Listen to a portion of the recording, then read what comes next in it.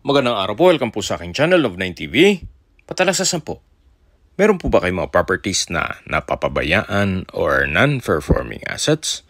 Plan nyo ibenta, pero wala kayong oras sa pagbibenta nito. Kung ito'y pagkakatiwala nyo po sa amin, tawag lang po kayo sa aking numero. Usap po tayo, gawan ko po ng video for free. Yes, libre po, wala po kayong babayaran. Tutulungan pa namin kayong mabenta inyong property. Kami na po bahala sa marketing, sa boosting or paid ads. Even sa tripping, hindi na po kayo mapapagod sa pag-entertain ng mga buyers. Kami na po bahala sa lahat. Tawag lang po kayo. Nandito po tayo ngayon sa Santa Rosa, Laguna kung saan meron po tayong bagong video presentation.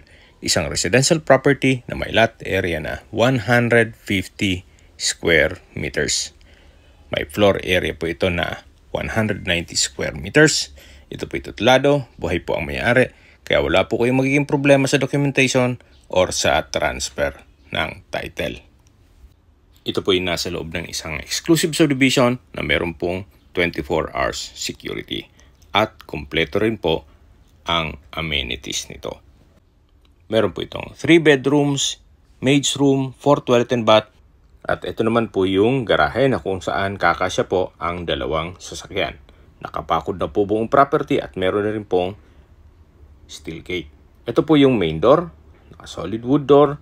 At dito naman po yung living area o salas kung saan meron po itong customized glass window na may curtain, then naka-ceiling cove design, naka-ceiling cladding with center lamp, premium tiles ang ginamit dito sa flooring, open concept lang po ito kaya maaliwalas.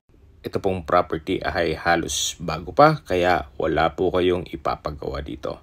Ang kulang na lang po ay kayo at ang gamit nyo. Yan po yung hagdan papunta sa second floor. Meron pong understairs storage. At dito naman po yung dining area. At sa dulo po yung kitchen. Dito po sa dining area ay merong pendant lamp, dining set. Dito naman po ay merong sliding glass door. Kung saan papunta po yan sa open lanai. So malaki naman po ang espasyo nito.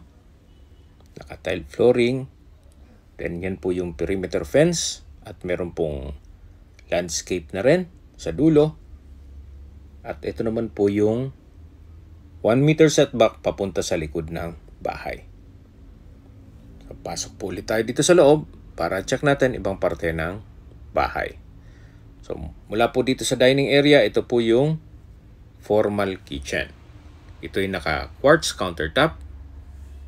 At meron na rin pong mga Elba kitchen appliances na made in Italy. Semi-furnished na po ito. May mga kagamitan na dito sa kitchen area. Yan po yung kitchen drawers and cabinets. Malaki din itong mga kitchen windows. May refrigerator, may oven at microwave. Meron na rin po itong pantry. Yan po yung electric stove. Ulitin ko po, lahat pong kitchen appliances ay brand new. Dito yung circuit breaker at ito naman yung powder room. Itong powder room po ay naka-tile bathroom wall at maayos naman ang toilet fixtures nito. Meron pong access door dito papunta sa service area at garahe. Yan po yung tinutukoy ko na kakasya ang dalawang sasakyan at sa dulo po yung main gate. Yan po yung concrete fence hanggang sa likod po yan. Mamaya po iikutan natin yan at dun po sa dulo naman yung maid's quarter. So pabalik po tayo dito sa loob. Ito po yung dining area at sa dulo po yung living area. Aakyat po tayo. So ito pong hagdan ay naka-wooden staircase, wooden handrail at metal railing. Meron din po itong staircase window na may blinds na rin po ito. Samahan niyo po ako. Akyat po tayo. Dito po sa gilid ng hagdan ay meron pong glass walls na nag-serves as natural sunlight. So, at sa likod po niyan ay yung balkonahe o terrace. Ito po yung hallway papunta sa mga kwarto at sa dulo po yung common toilet and bath. Meron po ditong sliding glass door na papunta naman dito sa tinutukoy ko na balkonahe o terrace. Ito po yung naka-metal railing. Yan po yung glass walls. Pulido naman pagkapalitada. At dito naman po yung garahe. Then, yung service area sa dulo. At yung maid's room o maid's quarter.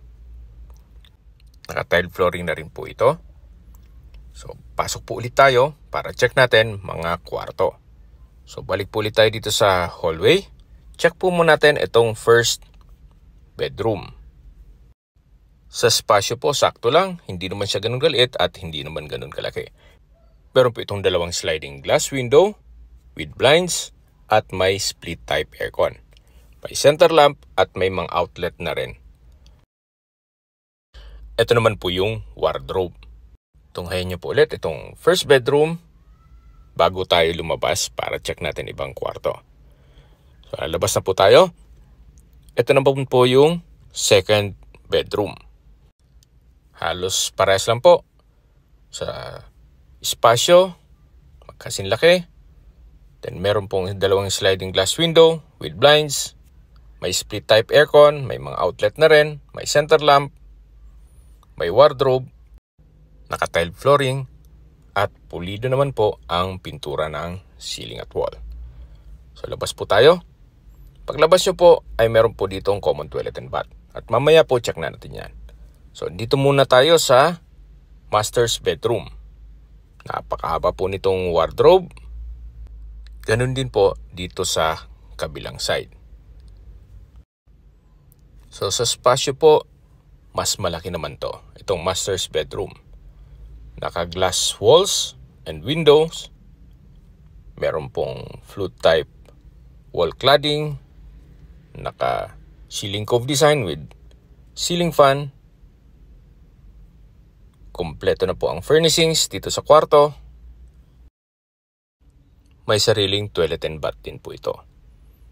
So, malaki po ang espasyo.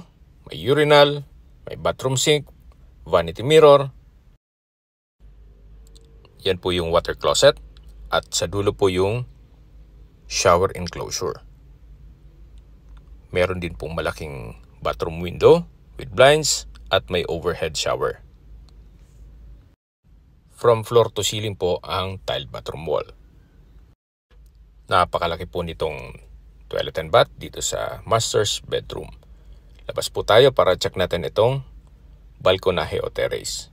Ito po yung sliding glass door na papunta dito sa balkonahe o terrace.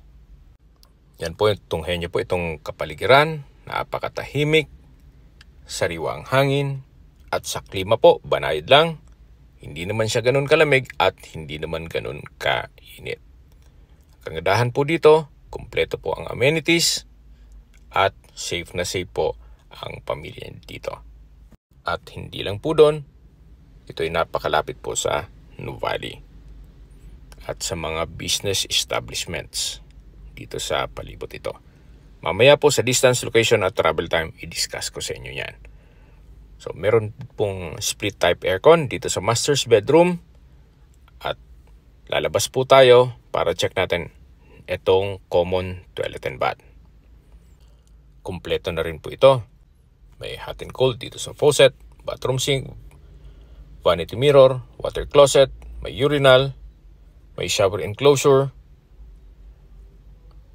From floor to ceiling itong tiled bathroom wall at may bathroom window.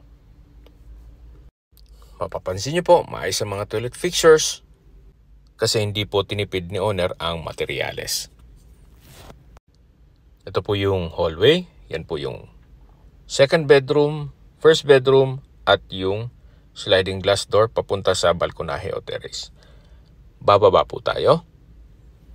So, pag-usapan na po natin ang distance, location at travel time. Mula po sa Nuvali, ang distance is 3.3 kilometers at ang travel time is 7 minutes. Kompleto na po doon gaya ng malls, hotels, restaurants, banks at hospital. Yan po yung lagi kong binabanggit sa aking video na dapat yung i-consider sa paghanap ng property yung meron pong malapit na hospital. Hindi ko naman po sinasabing sakitin kayo, yan naman po for emergency purpose lang naman.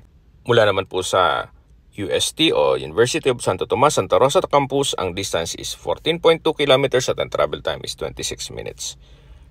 Kung manggagaling naman po sa Tagaytay, ang distance is 21.1 kilometers at ang travel time is 54 minutes. At mula naman po sa Calax, ang distance is 3.8 kilometers at ang travel time is 7 minutes. Mula naman po sa airport, ang distance is 38.3 kilometers at ang travel time is 46 minutes. Ito po yung service area kung saan stainless po ang countertop at sink.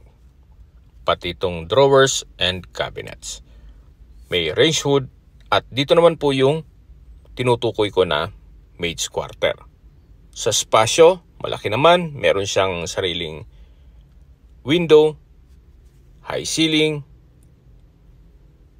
So, komportable naman po ang kasambahay natin dito. May bed and bed frame at curtain na rin yung window. At sa tabi lang po nito, meron pong toilet and bath. Maayos naman po ang toilet fixtures.